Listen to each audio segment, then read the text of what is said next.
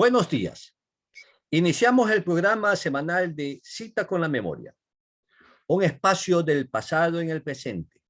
Estamos transmitiendo desde San Gregorio Radio, la Universidad San Gregorio de Portoviejo. Quien les habla, Ramiro Molina Cedeño, les brindo mi cordial saludo.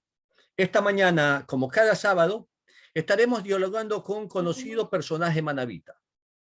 Un personaje que nació con sus iniciativas en el campo cultural. Un autodidacta que se formó con el apoyo del maestro Miguel Donoso Pareja en los talleres literarios que se armaron a fines de la década del 80 en la ciudad de Manta. Un personaje aportante permanente a la cultura manabita, una figura que es conocida por todos nosotros, que es un personaje polémico, contestatario, no conformista, buscador de retos que lo catapulten a lo alto del espacio cultural en el Ecuador y fuera de él. No necesita de presentación alguna. Su sola imagen y su solo nombre y su propio arte nos dicen todo de él. Me refiero a Franklin Briones Alcíbar, con quien en una retrospectiva histórica conversaremos sobre todo ese trabajo cultural que se ha venido desarrollando desde los años 80 hasta estos momentos actuales. Buenos días, Franklin Briones Alcíbar. Es un honor y un gusto tenerte en Cita con la Memoria. Bienvenido. Muy buen día, Ramiro. El gusto es mío. Franklin, permíteme que te haga la misma pregunta que te hice en una entrevista que tuvimos hace pocos días en Sala de Prensa. Naciste en Portoviejo. Tu ancestralidad materna es de Santa Ana y te radicas en Manta. Es decir, eres un mestizo urbanizado, un montubio por ancestralidad y un cholo por naturalización.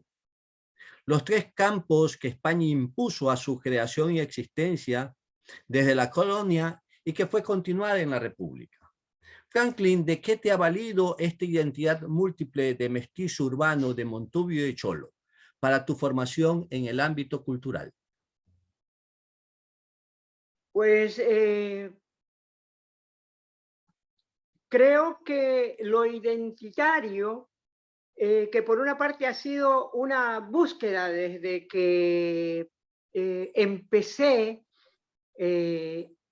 a pensar de una manera diferente, para lo que ha servido es para darme cuenta que realmente no existen mayores diferencias entre lo que es ser cholo o montubio, sobre todo si uno vive en una ciudad como Manta, que es, dentro de lo que cabe, una metrópoli. Pues en Manta, tú sabes, hace apenas 50 años esto era una aldea de pescadores, con muy poca gente de otro lado, excepto unos pocos europeos que habían visto una posibilidad de hacer fortuna.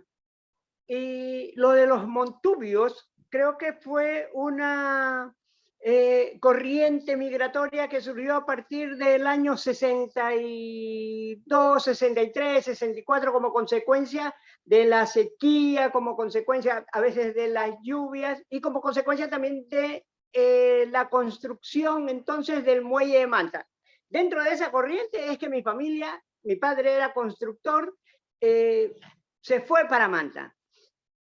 Pero te digo, ni aislados ni revueltos hemos vivido. Entonces yo creo que lo que éramos en cuanto a familia de Portoviejo, con ancestros en el campo y todo eso, se ha mantenido aún hasta ahora.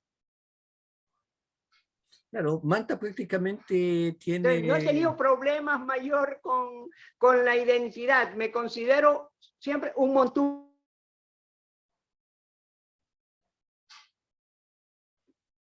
Siempre te vas a considerar un montubio dentro de toda esta diversidad cultural. Indudablemente de que es así.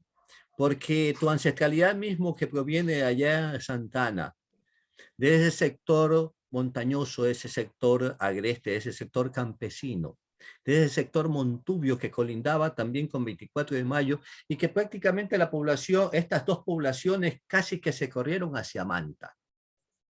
Producto de ese desarrollo, producto de ese despegue económico que hubo cuando se inauguraron las obras portuarias de Manta, cuando se inauguró el nuevo muelle de Manta. Empezó una época de industrialización y por lo tanto receptaba mano de obra porque se necesitaba para esa industria que empezaba a surgir, que empezaba a despegar muy bien en Manta.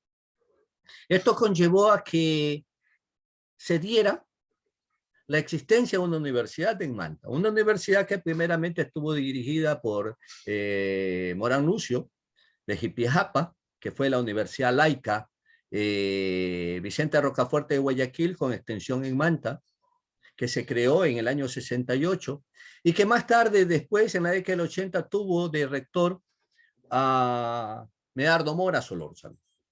Con Medardo Mora se abre una nueva etapa para Manta en el campo no solo académico, sino también cultural, especialmente cultural. Tuvo el acierto de llevar como director de cultura a Horacio Igoa Peña Herrera, que iniciaron todo un trabajo de desarrollo cultural para Manta, en beneficio de Manta. Es decir, fue la universidad que se pegó al pueblo para llevar cultura. ¿Qué comentarios te merece esto, Franklin? En toda esa primera etapa, yo estuve bastante alejado, no solo del ámbito universitario, sino del ámbito cultural, creador, artístico. Mi mundo entonces era otro. Trabajaba con mi padre, quien era un constructor precisamente de estas grandes obras que se realizaban en Manta. Recuerdo que por aquella época construimos la central eléctrica de Miraflores, participamos en la construcción de todo el sistema de alcantarillado, de pavimentación. Esa era la razón fundamental de nuestra presencia en Manta. Y de la cultura como tal, de la cultura en dicha ciudad, pues me mantenía absolutamente alejado. Siempre fui solitario, autodidacta.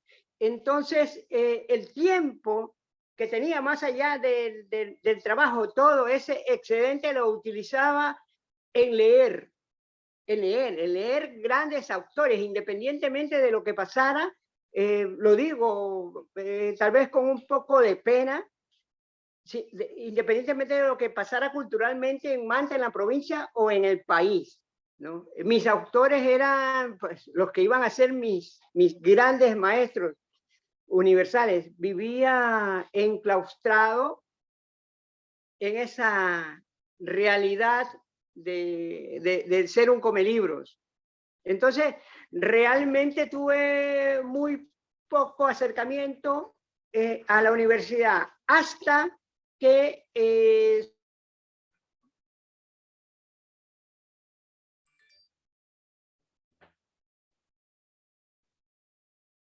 acercamiento que tuviste con la universidad en verdad fue bastante significativo en esos tiempos. Continúa, por favor. Dar el taller de literatura, que en convenio con el Banco Central, pues dieron efectivamente durante los siguientes 3 años, es decir, del 87 al año 90. Pero eso fue el taller de literatura que establecieron con Miguel, bajo la dirección de Miguel Donoso Pareja, en el año 87, 88. ¿Fue un trabajo del Banco Central o de la ULIAN? Ese taller que se empezaron a impartir. El Banco Central en aquella época tenía una política cultural bastante amplia y era quien financiaba los viajes de Miguel Donoso y los talleres literarios que él hacía.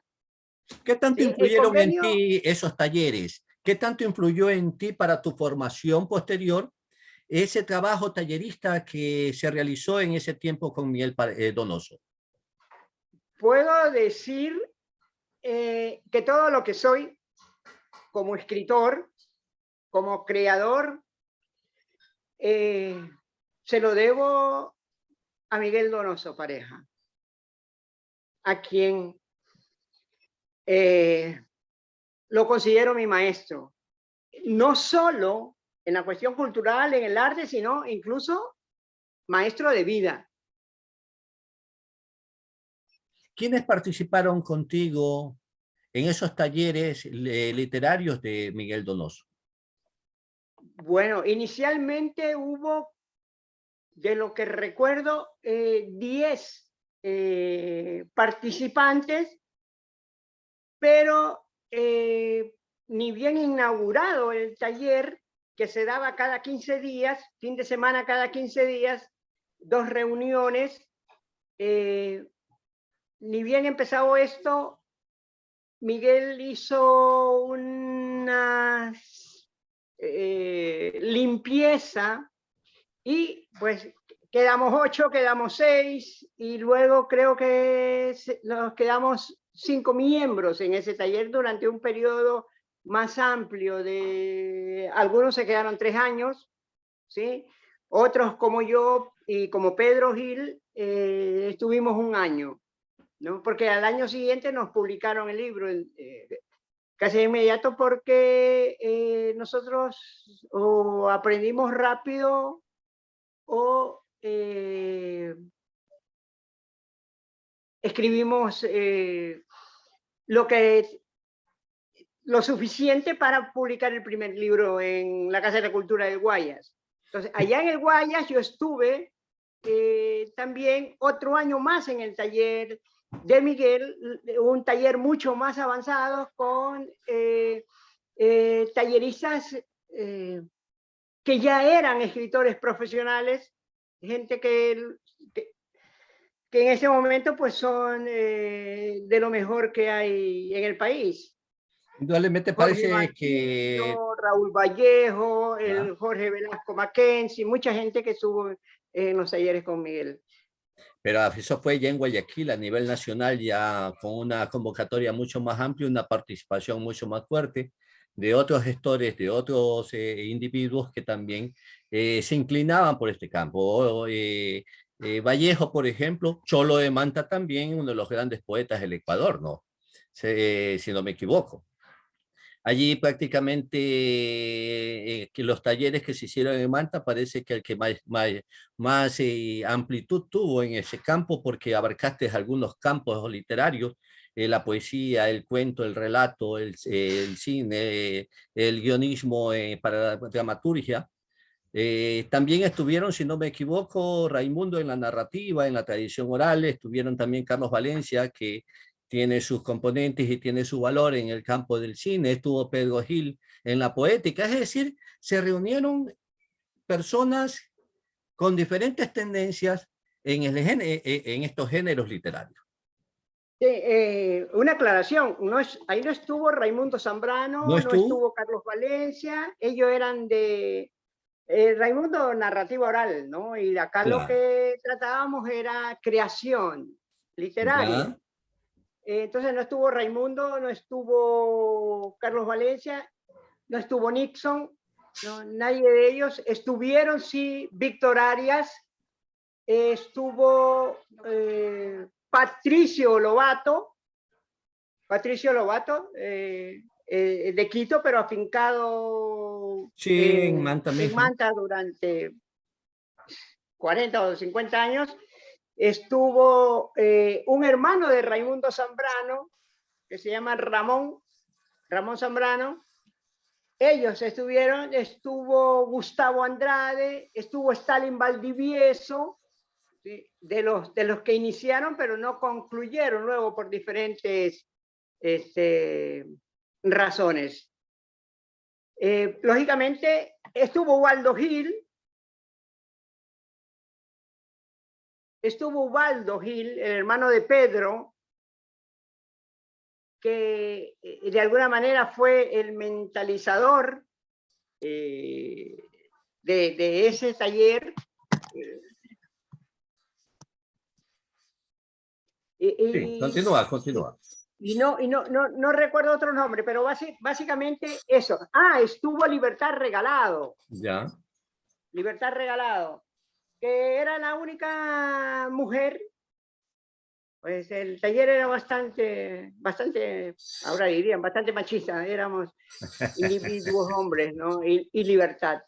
Sí. Franklin, sí, dime. Libertad también publicó su libro, publicó Ramón Zambrano, publicó Ubaldo, todo ello como consecuencia del aprendizaje del trabajo en el taller.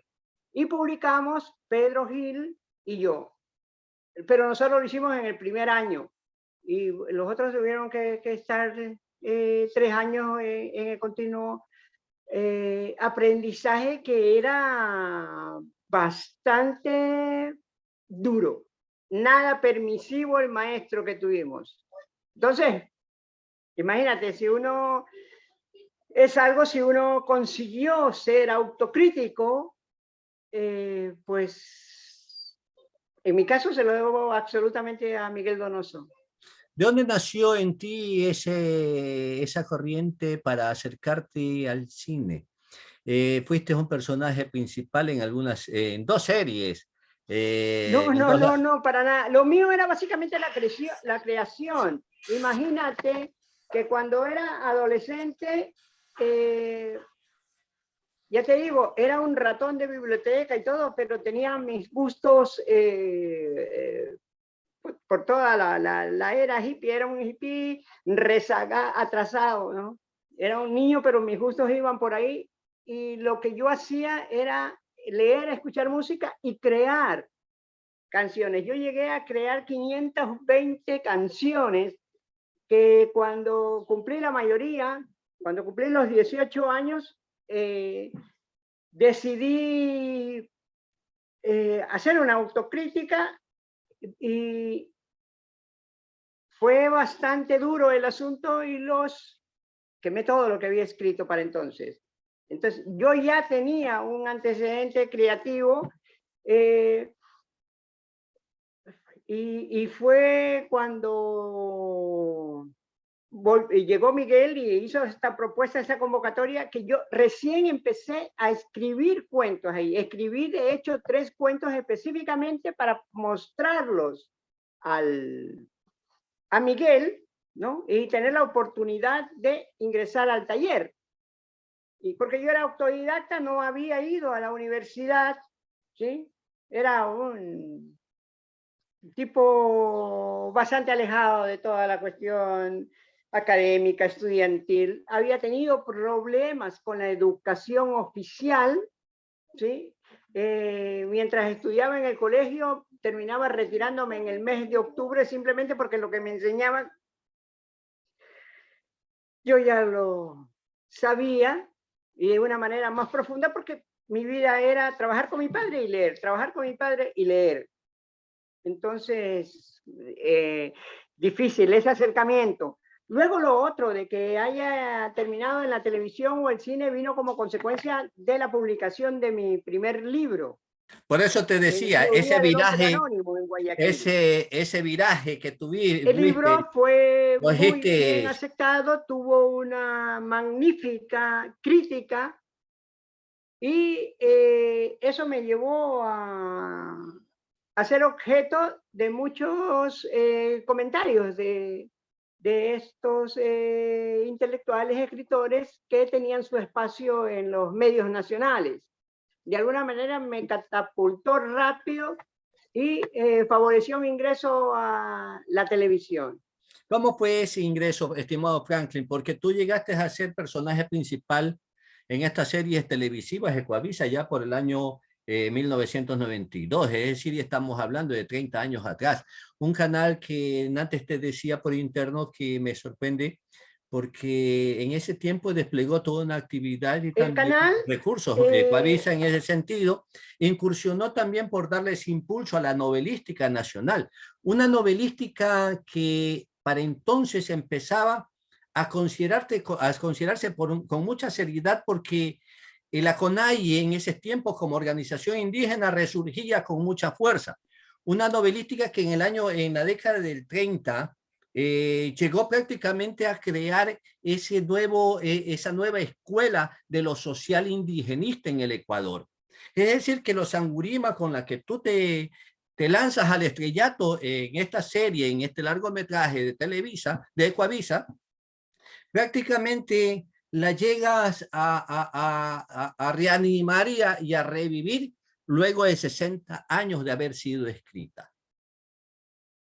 Esa fue tu participación. ¿Cómo llegaste a esa serie, a esa Ecuavisa? Porque cambiaste, tuviste un giro bastante violento de poeta, de compositor Llegué musical y de a cuentista.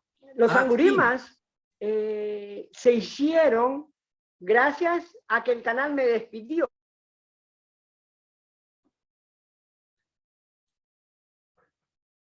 O sea, eso fue en el año de 1992 con Sangurima.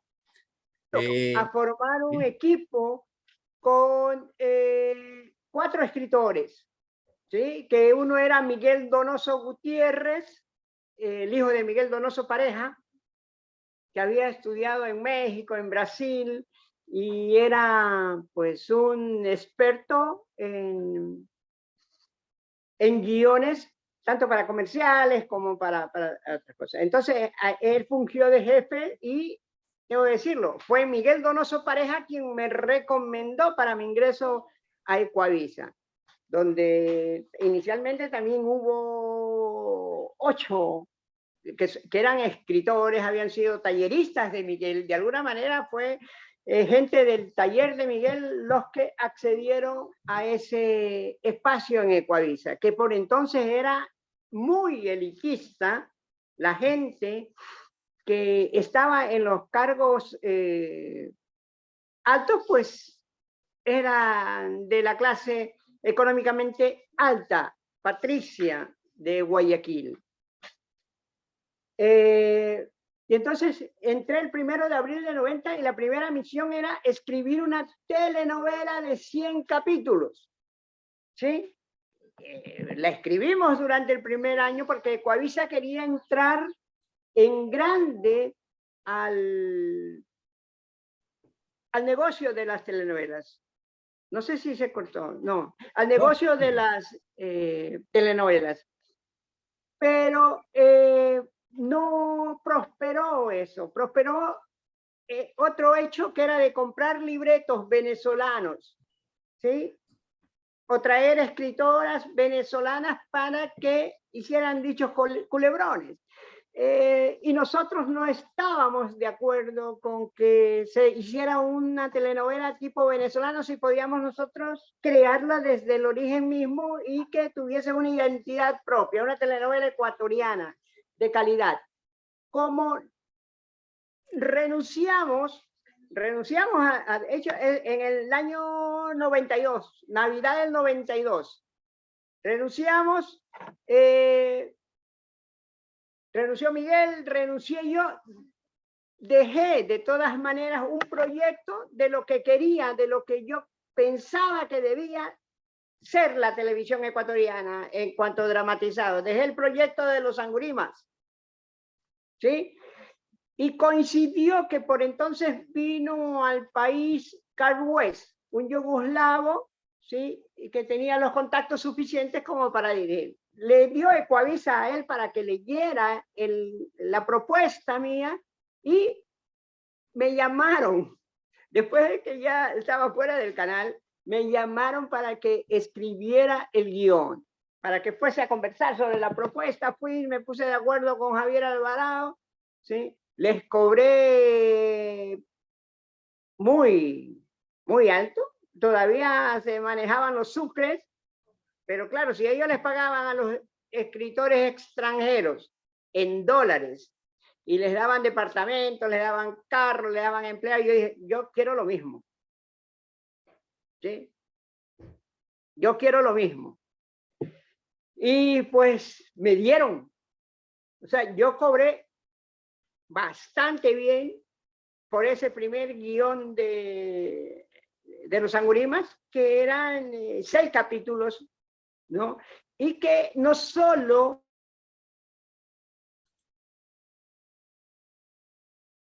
Estamos en que San tiene Gregorio Radio. 48 páginas, algunos lo consideran una novela, pero bueno, es un cuento fragmentario. Yo para hacer el guión de Los Sangurimas me tuve que leer, y agradezco que ser Montubio, porque entendí muy fácilmente todo el universo de José de la Cuadra gracias a eso. Basé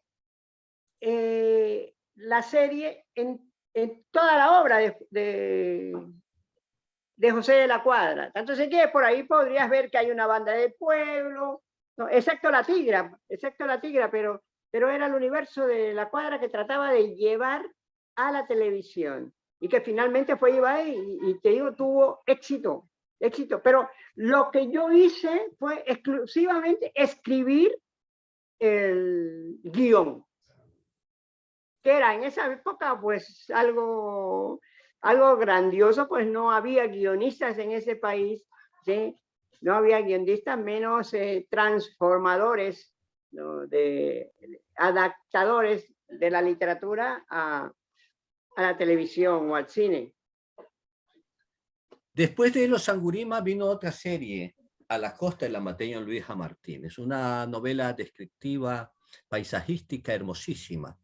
Yo tuve la oportunidad de exponerla en mi época colegial, una novela que me encantó, porque la novelística ecuatoriana, a pesar de que es muy rigurosa en su descripción, es hermosa también en sus contenidos. Refleja mucho ese espacio social en el que se desenvolvía en esos tiempos todo ese conjunto de pueblo, especialmente el sector indígena. Después de eso, Franklin, de ser actor y momentáneamente guionista, tú pasas prácticamente a dirigir tus propios trabajos, a dirigir tus propias producciones. Y te lanzas por tu cuenta, por tu riesgo. No sé con qué recursos, me imagino que con lo que ganaste en Ecuavisa, lo invertiste para hacer Un hombre y un río. De ese encantador y grande personaje nuestro, Horacio Hugo Velázquez, el viejo Horacio, ese poeta inmenso que salió de ese romanticismo modernista para entrar en la poética social humanista. Ese socialista, no solo de corazón, sino también de acción. Un hombre y un río, Franklin. Sí. Antes de entrar en lo de Un hombre y un río, bueno, después de Los Sangurimas vino la Costa, que lo aceptaron de inmediato, sí, y que fue realmente un éxito de crítica. Pero lamentablemente no sirvió para que Ecuavisa siguiera con esa intención primaria de transformar los dramatizados que se podían presentar en televisión. Lamentable. Yo permanecí 10 años en Ecuavisa, a más allá de A la Costa, hice una serie que se llamó De la vida real, ¿sí? Y ahora sí, Un hombre y un río surge como a partir de la invitación que me hizo el doctor Medardo Mora para venir a Manabí, regresar a Manabí y dirigir en principio, crear en principio una escuela de cine. Yo ya había estado 10 años pues trabajando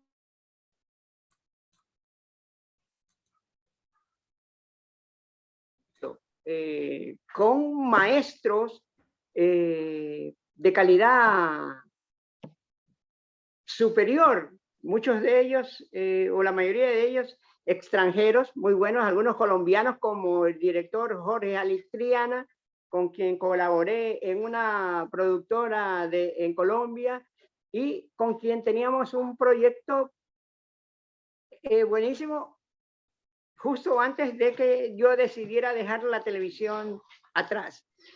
Vine a Manta como consecuencia de la invitación del doctor Medardo Mora, justo en el año en que iban a celebrar los 100 años del natalicio de Horacio Hidrobo Velázquez.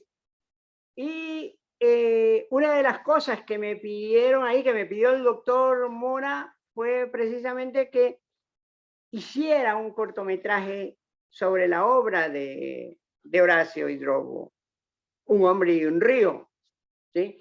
Pero lógicamente la universidad quería una cosa más corta, más económica y todo eso. Apenas habían $20.000 para ese proyecto, $20.000. Y sí había, por ejemplo, el apoyo actoral, con el que luego conté, que era de La Trinchera, ¿cierto? Nixon, su esposa, los otros integrantes de La Trinchera, Raimundo, Carlos Valencia, Carlos V. Tenía esa facilidad de tener ahí un excelente equipo de actores que ya no solo eran del teatro, sino que algunos de ellos habían incursionado precisamente en las obras que yo había hecho para Ecuavisa, Los Angurimas y A la Costa. Ahí estuvieron Carlos Valencia, Carlos V, sí, y Jaime Bonelli, sobre todo, que había sido el protagonista de Los Angurimas y al cual yo traje para Un hombre y un río. Yo no... el proyecto aquel costaba como $130.000 y la universidad dio $20.000, ¿sí? Entonces, lógicamente el dinero, pues, lo conseguimos en el entorno más cercano. Y lo otro que quedaron, pues, lógicamente deudas, aunque es cierto que en Manabí, en las 3 o 4 semanas que estuvo en los cines de Manta y Puerto Viejo, hubo llenos total. Batimos todos los récords que habían hasta entonces en cine ecuatoriano acá en Manabí. Franklin, veamos un momentito este tráiler. Es de 1 minuto. Ya, perfecto. Tú siempre diciendo, van a matar a todos. Pero tú tienes que salvarte. ¿Ya?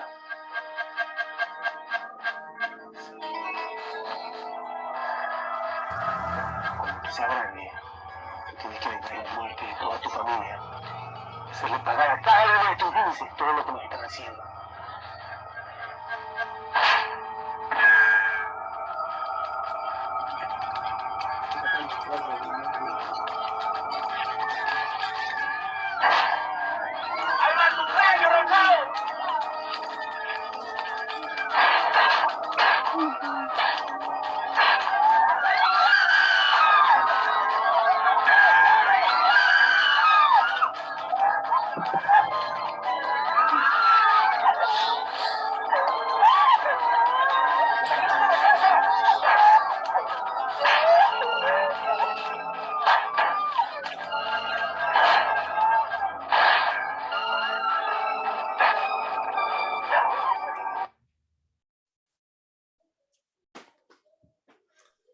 Es un pequeño tráiler, un tiempo de 1 minuto, Un hombre y un río.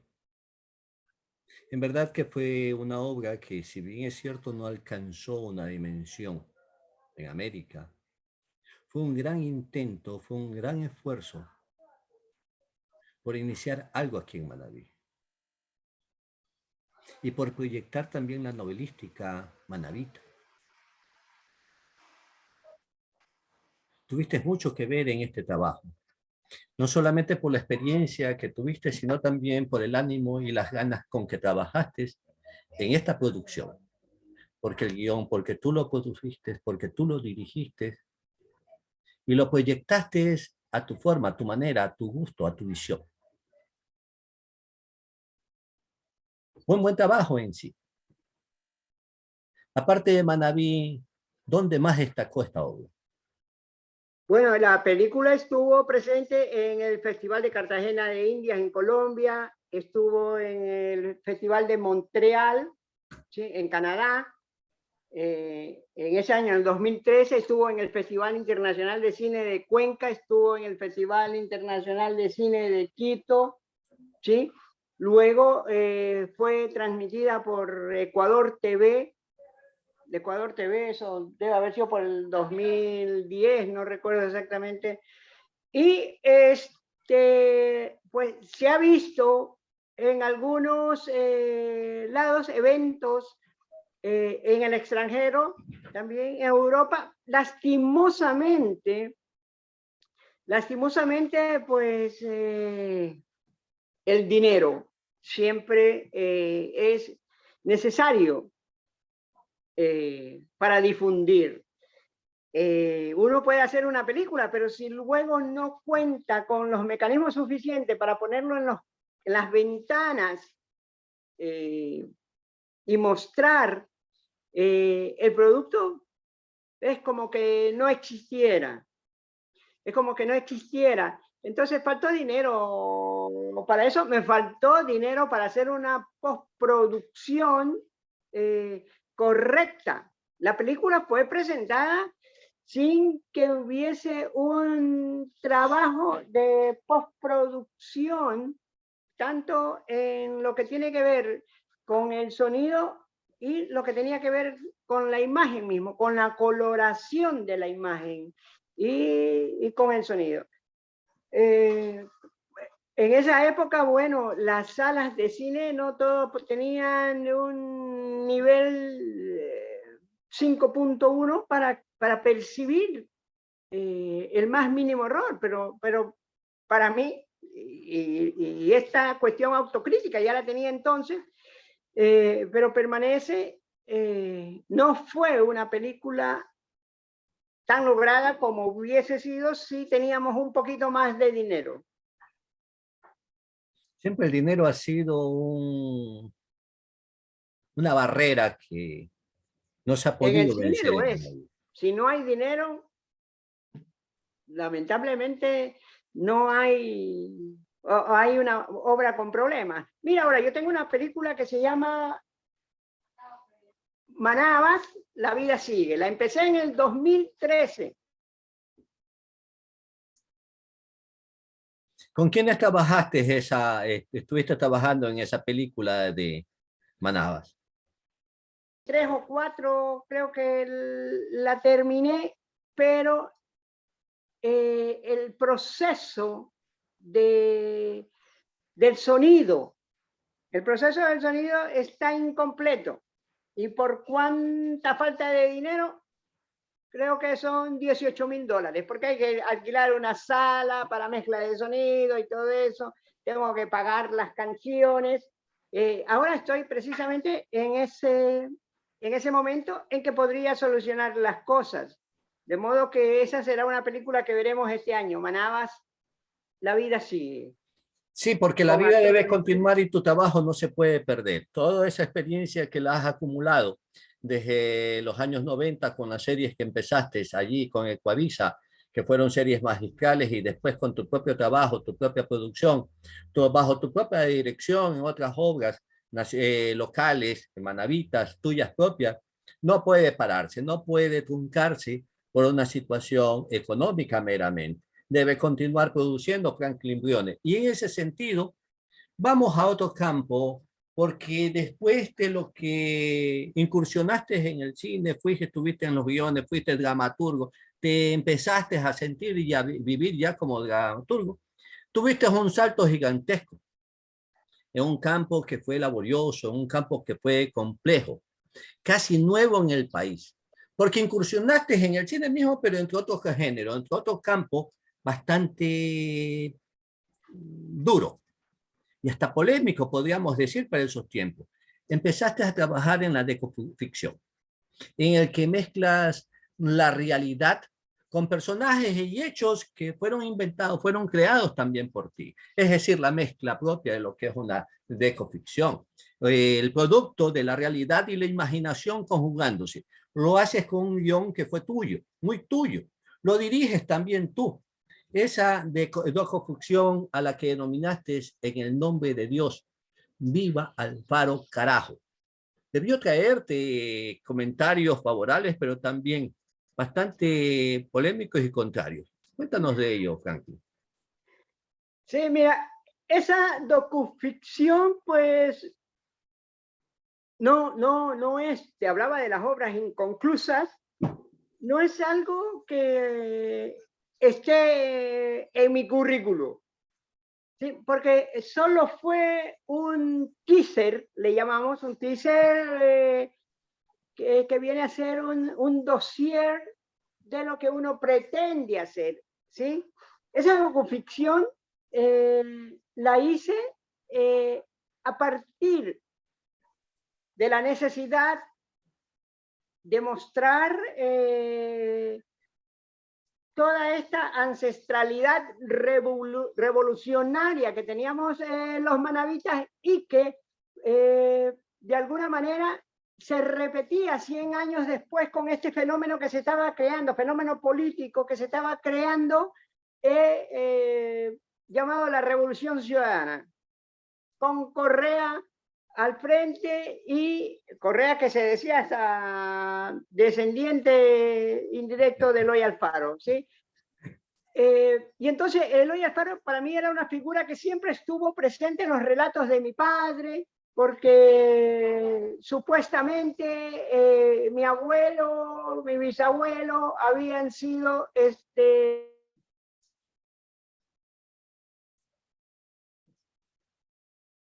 Estamos en San Gregorio Radio con Franklin Briones Alcíbar conversando sobre el cine. En Puerto Viejo, pues viví ese fenómeno que deben haber vivido todos los niños costeños de mi generación. De que si había un chico serrano en la escuela, era serrano, come papa con gusano, o sea, siempre había unos elementos contradictorios y unos dichos por ahí. ¿Quién vive? ¿Quién vive? Decían, simulando un poco la voz de la serrano, Managui y el machete. Oí esas historias. Entonces, pues había llegado el momento de resolver esas preguntas. Ya digo, trabajo sobre las preguntas que yo me hago, que me he hecho toda la vida, existenciales o no, pero preguntas que trato de resolver mediante la creación. Y entonces desarrollé este proyecto. Acuerdo que me encontré con alguien que me empujó mucho en esto, que fue Héctor Villagrán. Sí. Él había sido ministro de Obras Públicas y había dirigido la construcción de Ciudad Alfaro. Un día coincidimos en Puerto Viejo, él es de Guayaquil y teníamos muchos amigos en común, y coincidimos y él empujó de tal forma el proyecto que viajábamos juntos a Quito a reunirnos con gente que podía apoyar el proyecto. Incluso tuvimos una reunión con Rafael Correa y dijo Correa, bueno, me encanta el proyecto, pero no te podemos dar el dinero, tiene que haber un concurso por lo legal. A la ministra de Cultura que haga una convocatoria para que se presenten los cineastas, los escritores que quieran presentar un proyecto sobre Eloy Alfaro. Mi proyecto se lo di a la ministra de Cultura. La ministra de la Cultura en un mes hizo la convocatoria del proyecto, ¿no? Con mi proyecto, con mis necesidades y toda la cuestión, necesitaba $240,000 para hacer esa película, ¿no? Y entonces, pues, a la convocatoria, al cierre de la convocatoria, no había nadie más que un solo postulante. 001. Fui el postulante 001, 5 minutos antes del cierre. ¿Qué hizo la ministra? No hay suficiente participante, por lo tanto extendemos un mes más el plazo de la convocatoria. Al final del mes habían 17 participantes. ¿Sí? De los 17 participantes, solamente 3 estaban en posibilidad de ganar porque era hecha esta convocatoria bajo la premisa de que tenías que cumplir 5 con 100 puntos, ¿no? Divididos de 20, 20, 20, 20. Decían 20 puntos por la trayectoria artística. Pues habíamos 3 con trayectoria artística de esos participantes que eran un director que acaba de morir, Jorge Vivanco, Camilo Luzuriaga y yo. 20 puntos más por los que hayan hecho algo sobre Eloy Alfaro. Lo habían hecho Vivanco y lo habían hecho Camilo Luzuriaga y yo que había hecho esa docuficción que tú dices. Teníamos 40 puntos, que nadie más lo podía conseguir.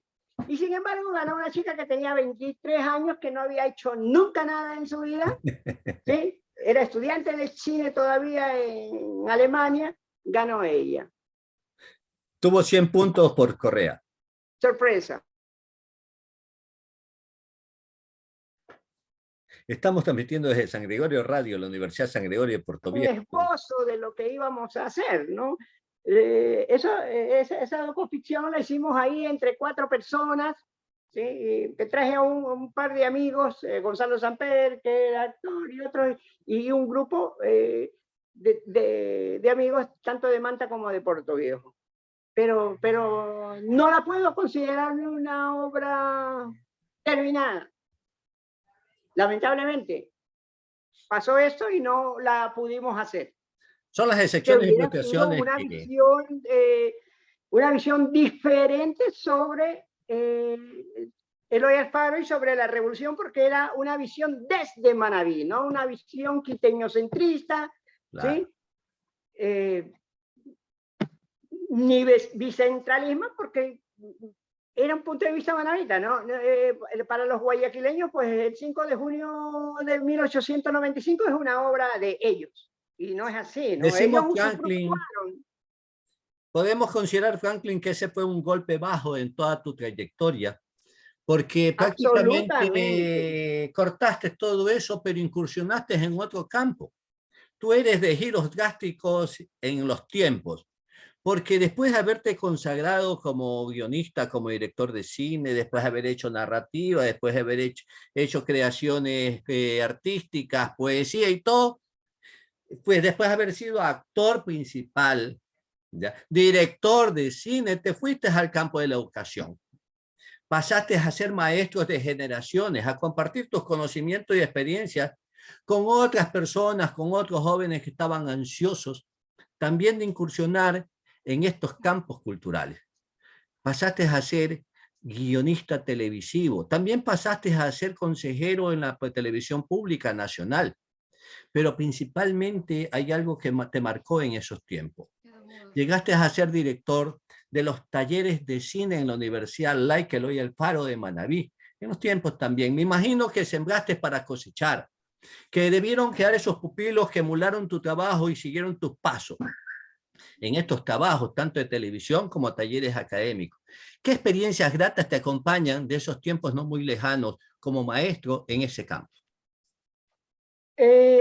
Yo decía cuando he sido profesor, sí, efectivamente era una de las cosas que me animaba cada semana que tenía que dar los talleres en el inicio. Después ya me quedé a vivir en Manabí y lógicamente ya era una cuestión del diario vivir, esa de mantener relacionamiento con la gente que estaba interesada en hacer cine. Y hubo efectivamente algunos chicos y chicas que demostraban real interés profundizar los conocimientos sobre este arte.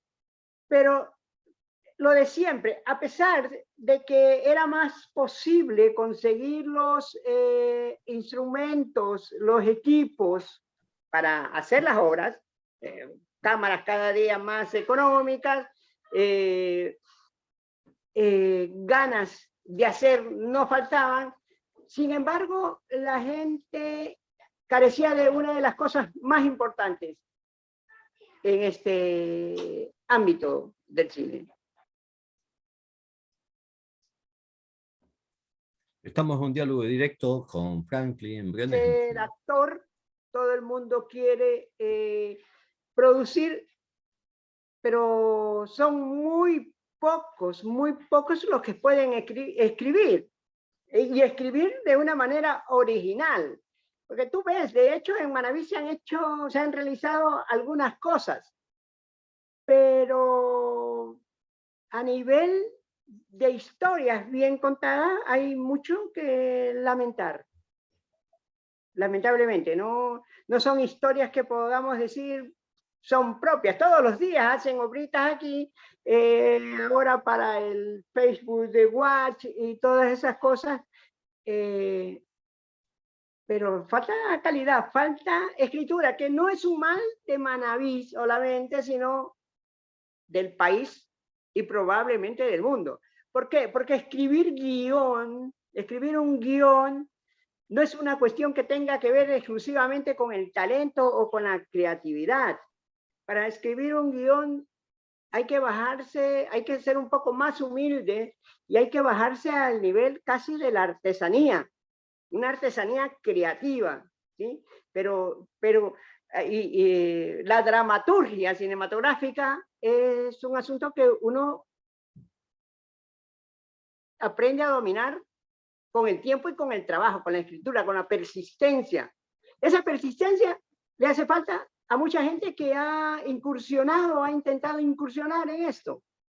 Nos quedamos en el facilismo.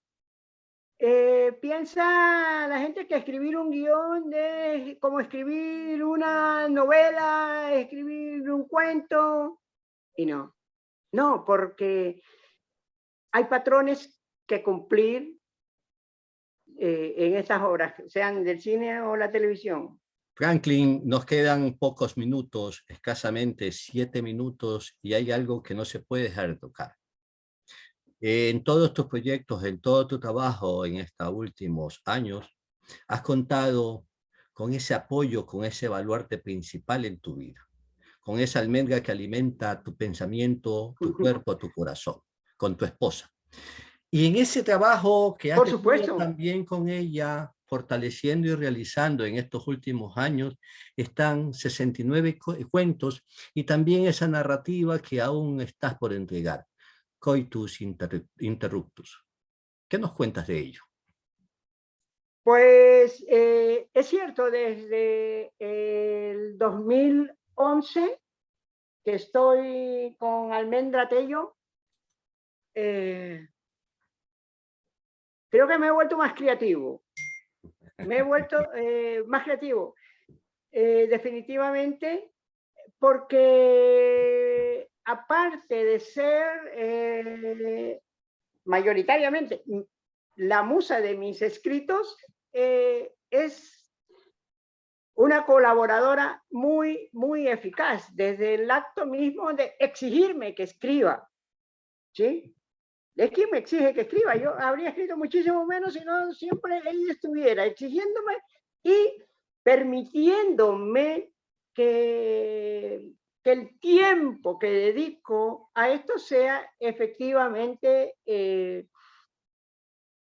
logrado, ¿no? Haciendo callar a los niños, llevándoselos para el otro lado. Eso por una parte. Es también feedback, mi productora, ¿qué digo? Por eso el público, los lectores la encontrarán haciendo pues. La encontrarán en prácticamente todos los textos, por muy sociales que estos sean, ¿no? Si no está, pues, implícita, explícita, está de alguna manera implícita.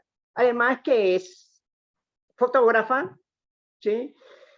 Y se encarga del registro de las cosas que hago. Esta misma videoconferencia no sería posible si no estuviera ella aquí manipulando las cosas, porque yo soy prácticamente ciego ya. Así que mi agradecimiento para ella siempre. Dice que a todos aquellos que llegamos a una edad siempre tenemos y necesitamos de ese báculo que nos permita seguir caminando. Y en este caso, tú tienes esa compañía, tienes también ese apoyo, ese bastión que te ayuda a continuar. No solamente viviendo, sino creando. Porque para vivir hay que crear. Y quien crea, existe y seguirá existiendo. Franklin, hemos llegado al término de este programa. 1 hora siempre será corto, será muy poco tiempo. Tus palabras finales, Franklin. Pues un agradecimiento por la oportunidad que me das y el optimismo, porque vengan tiempos mejores, ¿no? Para la cultura, para el arte y en general para todos y en particular para quienes están bregando siempre en contra, pero con una vista fija en el horizonte, sabiendo que lograremos lo que querramos. Un abrazo, Ramiro.